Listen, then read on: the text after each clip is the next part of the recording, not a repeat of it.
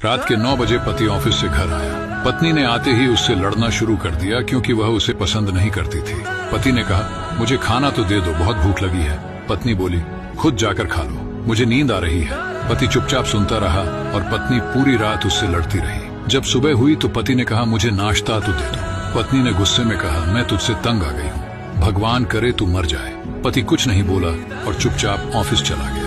पत्नी अपने बच्चों को स्कूल से लेकर वापस आ ही रही थी तो उसने देखा घर के सामने भीड़ लगी हुई थी। वह करीब पहुंची तो देखा उसके पति की लाश घर के सामने पड़ी हुई थी। उसके ऊपर कयामत सी आ गई। मन में सन्नाटा सा छा गया। लोग आपस में बातें कर रहे थे कि कार से उसका एक्सीडेंट हुआ है। पत्नी जोर से चीखने लगी और चिल्लाने लगी कि मनोज उठ जाओ, मैं अब तुमसे कभी नहीं लड़ूंगी, तुम्हें कुछ नहीं कहूंगी, मुझे कुछ नहीं चाहिए। उठो मनोज, तुम्हें भूख लगी थी ना, चलो मैं खाना देती हूँ, मुझे छोड़कर ना जाओ, उठ जाओ। लेकिन मनोज कैसे उठता, इसे तो उसकी बद्दुआ ने मार दिया था।